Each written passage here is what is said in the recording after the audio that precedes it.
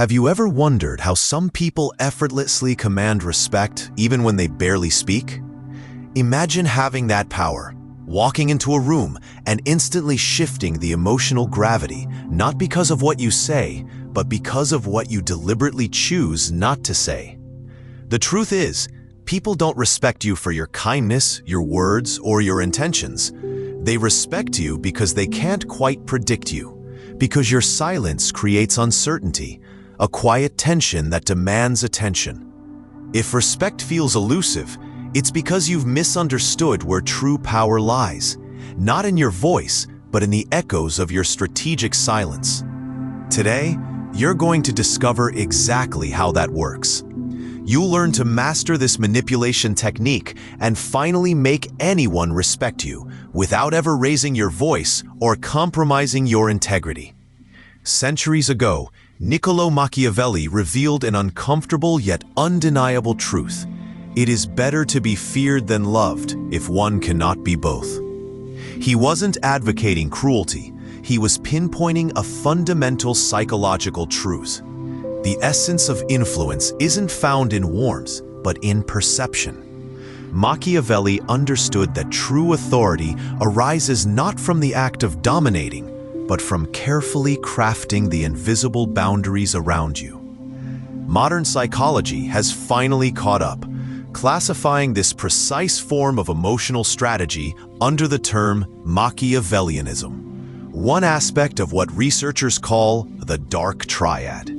Yet unlike narcissism or psychopathy, Machiavellian manipulation isn't impulsive or egocentric. It's calculated, results-driven, and undeniably effective. Manipulation here isn't deception or trickery. It's the art of setting invisible yet powerful boundaries. It's about creating spaces others hesitate to breach without permission. Spaces where your silence reverberates louder than any words. When you master this, you no longer have to scream to be heard.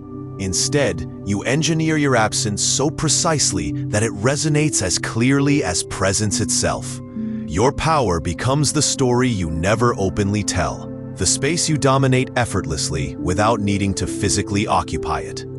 This video will take you step by step through these hidden strategies, revealing secrets known to history's greatest leaders and supported by cutting-edge psychological research. You'll learn how strategic silence activates the spiral of silence, making others instinctively align with your unsaid expectations. You'll understand how establishing subtle emotional consequences ensures lasting respect without explicit confrontation.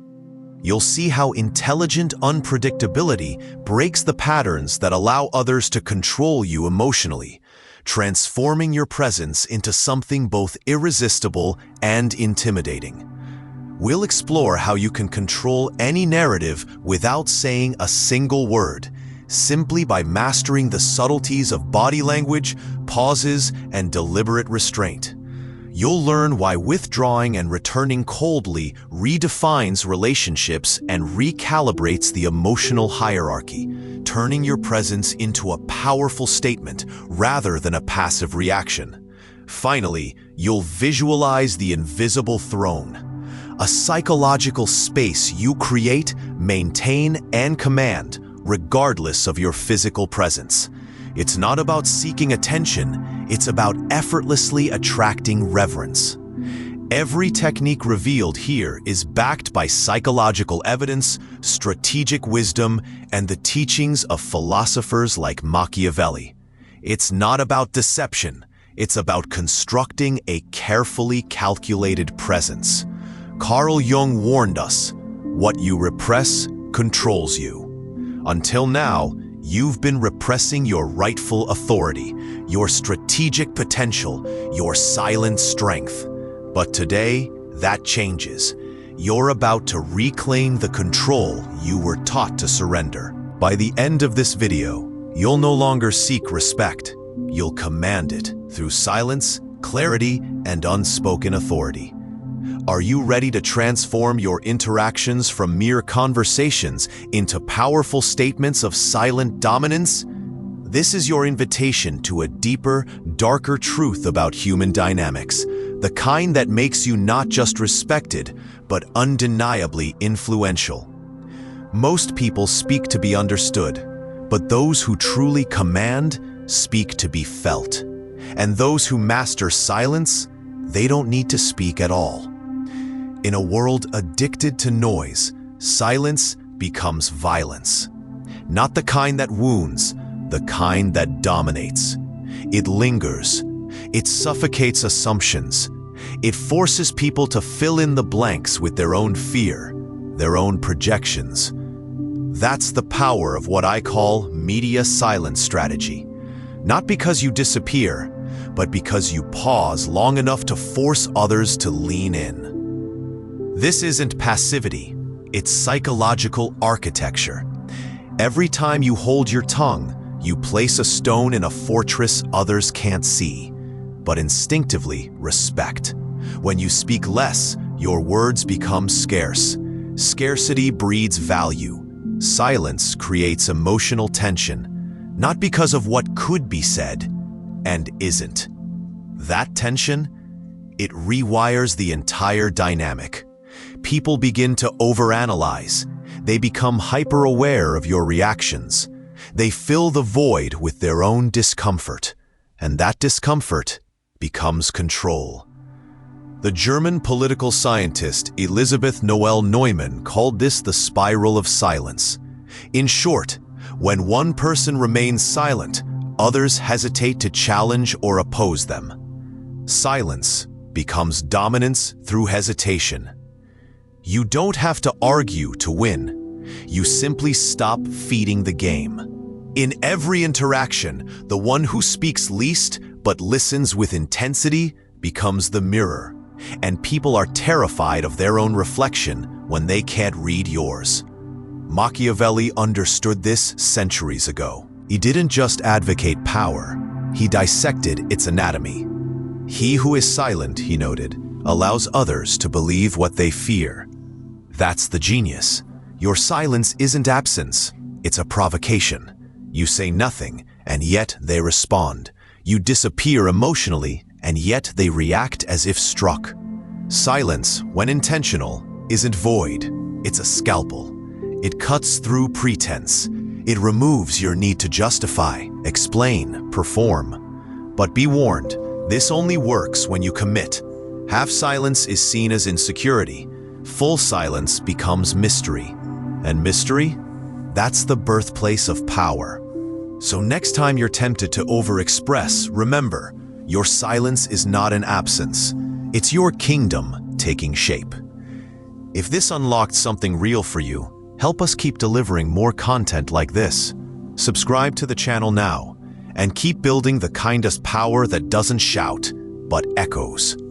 They'll only respect you when they start to fear losing you. Not through threats, but through consequences they can't see coming. That's the strategy. That's the edge. This is the technique. Establishing invisible consequences. A psychological architecture that doesn't scream, doesn't confront, but leaves a mark no one forgets. You don't need to punish people loudly. You don't need to explain your silence. All you need is to shift, just enough for them to feel the cold, just enough for them to wonder if they've lost something, even if they don't know what. That's the real power. Not presence, withdrawal.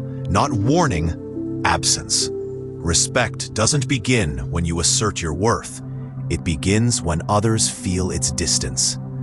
This technique isn't about cruelty, it's about calibration. When someone crosses an emotional boundary, interrupts your peace, dismisses your presence, takes your access for granted, you don't raise your voice. You simply alter the conditions. A colder tone, a delayed response, a quiet disengagement. You make them feel the cost of their behavior without announcing the price. And that unspoken cost is what lingers. Studies on the dark triad, especially the research around Machiavellian traits, confirm this. The most effective manipulation doesn't come from domination. It comes from refined emotional control, from the ability to impose subtle consequences that others don't anticipate, but deeply feel. The Machiavellian doesn't explode, he shifts. And that shift creates uncertainty, which in turn creates reflection and eventually regulation. Machiavelli understood this centuries ago. In The Prince, he warned that a ruler must avoid being hated, but if he must choose, he should prefer to be feared rather than loved. But this fear isn't violence. It's respect born of restraint.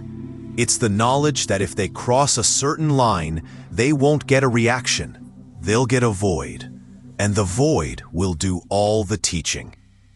When you apply this technique, you stop rewarding bad behavior with explanations. You stop rescuing others from their own discomfort.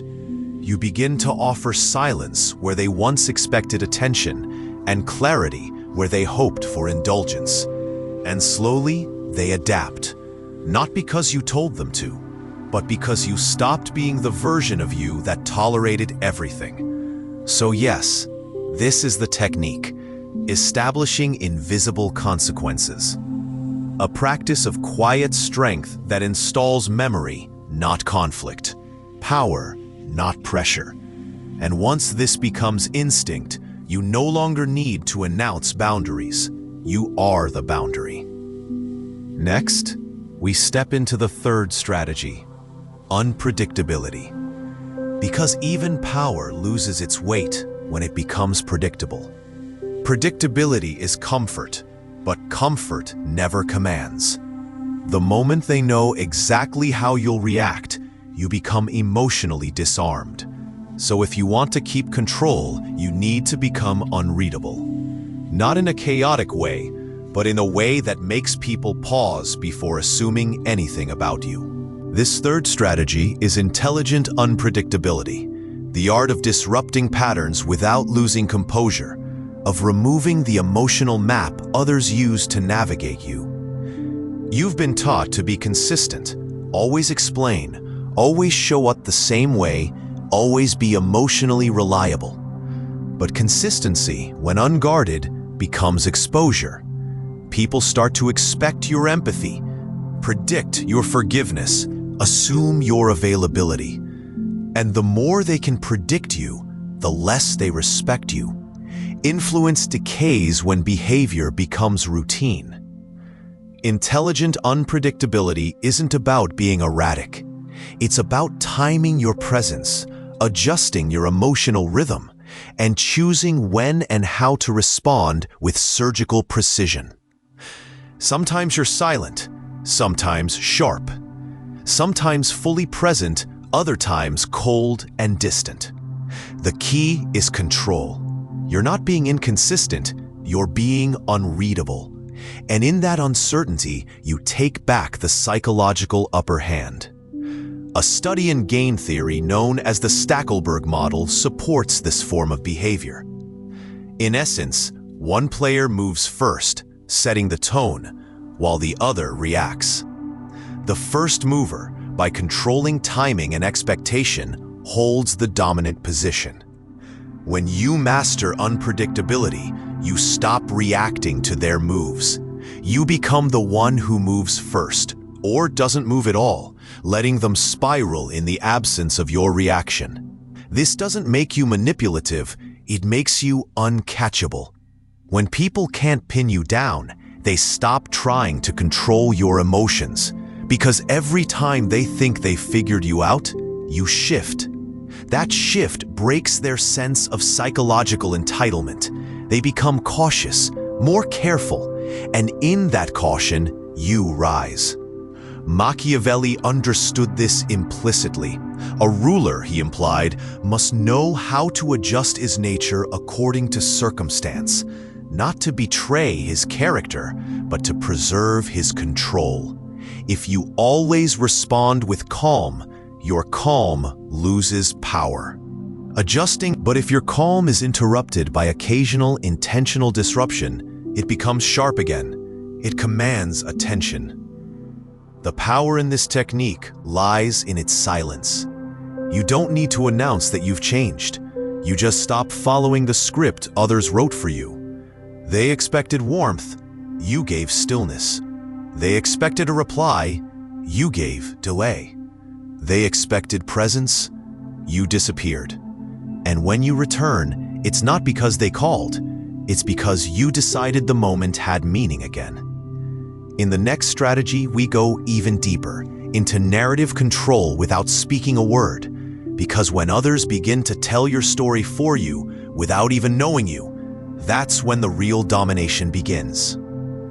There's a strange kind of power in being misunderstood, when it's intentional. When you stop explaining yourself, when you stop correcting the version of you others invent, you start to control the room without lifting a finger. This next approach is about mastering narrative control without ever saying a word. It's not just about silence, it's about what your silence allows others to imagine, and how that imagination becomes your influence. Most people are addicted to clarification. They want to be seen for who they really are. But that hunger to be understood is exactly what makes you vulnerable. The moment you try to define yourself, you give others the tools to measure you, to predict you, reduce you, dismiss you. But when you withhold your definitions, you become something far more potent. A mirror they can't read, a presence they can't decode. Humans are narrative creatures. When information is missing, the mind fills the gaps. That's how projection works. When you don't speak, people narrate your silence.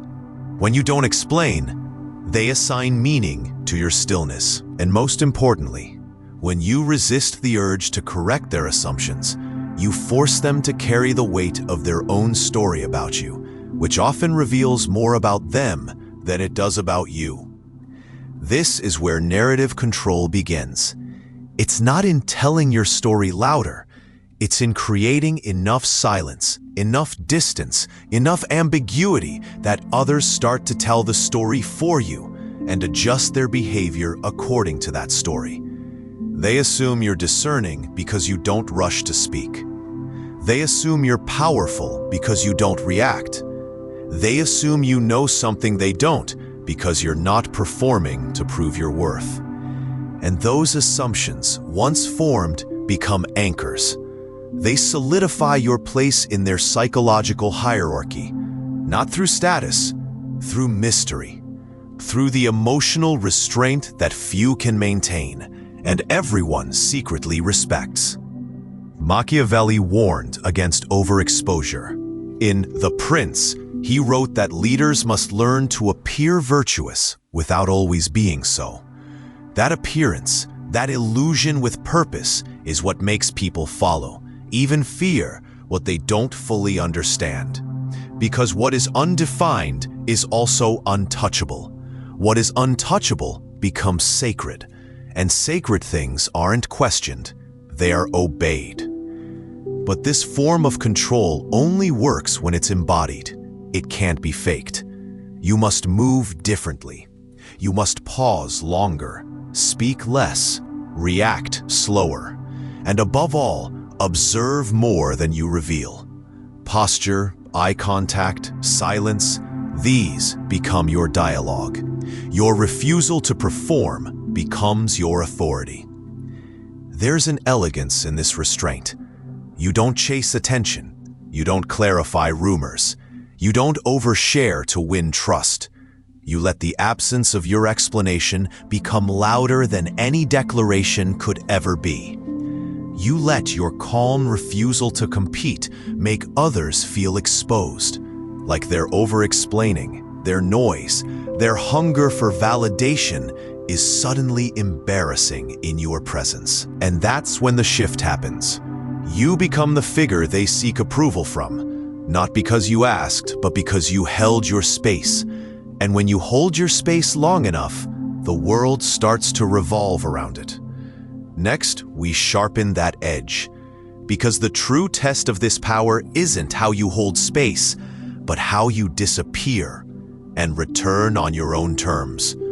Let's talk about the cold, calculated return, and why absence, used correctly, redefines every relationship you'll ever have. Sometimes the most powerful move you can make is to disappear, not out of weakness, not as retreat, but as strategy. This next tactic is what I call the cold, calculated return, a deliberate withdrawal followed by a reappearance that changes the dynamic forever. Disappearance, when intentional, creates psychological scarcity.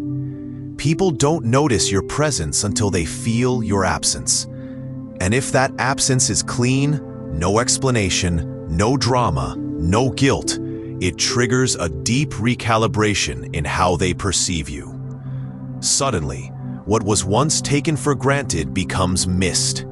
And when you return, it's not as who you were, it's as who you decided to become. Most people fear absence. They think being available earns love, earns respect, earns security. But constant presence breeds expectation, and expectation breeds entitlement. The more you're there, the more you're assumed, the less you're questioned, the less you're valued. But when you vanish, completely, calmly, with no trace of emotional need, people are forced to confront the version of you they've built their comfort on, and without that version, they unravel. This technique only works when the return is colder than the disappearance. Your re-entry must be without apology, without explanation, without invitation for closure. That's the whole point. You're not returning to ask how they felt about your absence. You're returning as if nothing happened, because for you, it didn't. You were simply gone, and now you're here. But you've brought gravity with you, stillness, distance, silence with weight. Psychological studies in leadership and group behavior show that individuals who express negative affect, emotional distance, minimal responsiveness, often generate more silence and compliance from others. It's not about being cruel, it's about creating space for reverence to emerge. People don't respect what's always available. They respect what chooses when and how to appear. Machiavelli would say this isn't about punishment, it's about reinforcement. Absence reinforces value. Coldness reinforces control. The moment you re-enter a relationship, a room, a rhythm, and do it without asking for permission, you become the anchor. You re-establish hierarchy, not through dominance, but through indifference. You teach others that access to you is not a right, it's a condition, it's earned. And if broken, it won't be repaired through words. It will simply vanish again. And that threat, subtle, unspoken, becomes the new balance of power. In the next and final technique, we move from tactics to identity. Because presence alone is not enough. You need to become the gravitational center, not the noise, not the performer, but the stillness everything else orbits around. Let's talk about the invisible throne and how to sit in it, whether they see it or not. Power isn't always seen. Sometimes it's just felt, like gravity. You don't have to speak, move, or even be present in the room. And still, everything adjusts to you. That's the final strategy, not a tactic, but a way of being. The visualization of the invisible throne. Think of a throne, not as a seat, but as a symbol, something that holds space. It doesn't beg to be noticed. It doesn't move toward attention. It receives it. This is the posture you must adopt. Whether you're in the room or far from it, your energy must continue to command. People should feel your standard, even when your presence is absent. That's when you know you've become the center, not of attention, but of order. Most people chase status by trying to be visible, louder, faster, more expressive. But true influence is magnetic, not performative. It doesn't chase, it attracts. And it attracts precisely because it refuses to beg. This throne you visualize is internal first. It begins when you stop proving yourself, when you stop defending your worth, when you start acting as if the world already knows, and if it doesn't, it'll learn, quietly. The throne is not arrogance, it's precision. You say less because you've already decided what matters. You appear less because you no longer need to be everywhere. Your words become rare, and in their rarity, they gain weight. Your presence becomes defined not by volume, but by vibration. You speak, and it shifts the tone. You pause, and people lean in. You leave, and the silence echoes longer than your presence ever did. This mindset aligns deeply with both ancient philosophy and modern psychological insight. Carl Jung spoke of the self, the archetype of wholeness, the unified personality that emerges only when ego is no longer at war with shadow. The invisible throne is that self integrated. It doesn't collapse under judgment. It doesn't flinch under pressure. It remains centered, still, sovereign. And here's the paradox. When you visualize yourself as the throne, you stop reacting to every challenge. You stop defending yourself against every misinterpretation. You stop chasing clarity from those who misunderstand you, because their confusion no longer concerns you.